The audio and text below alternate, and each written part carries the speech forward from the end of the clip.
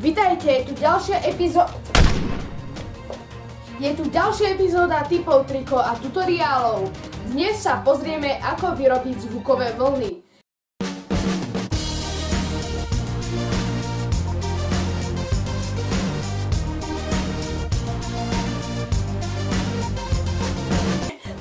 Pracovať budeme v programe Adobe After Effects a potrebovať budeme čipsy, ak by sme dostali hlad.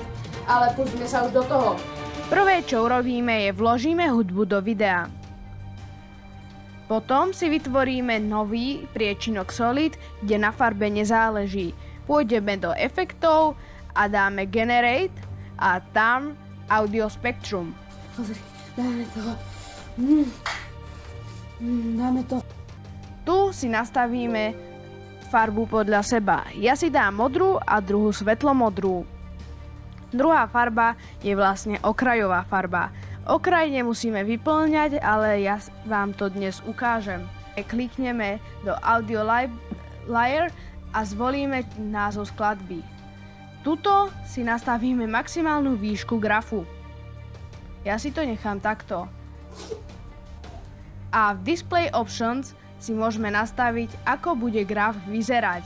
Toto je analógové zobrazenie,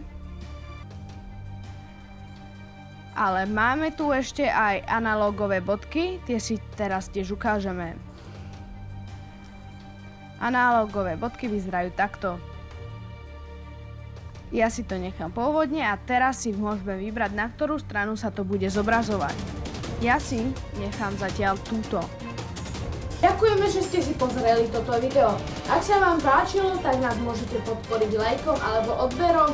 Napíšte nám do komentárov, môžete písať aj na mail, ale to najdôležitejšie je: pozrite sa na našu novú web stránku djminuli.net a nezabudnite tiež napísať do komentárov, čo by ste chceli v našich tutoriáloch vidieť. Dúfam, že sa vidíme v ďalšej poslednej epizóde tejto sérii typov trikov tutoriálov. Dovidenia.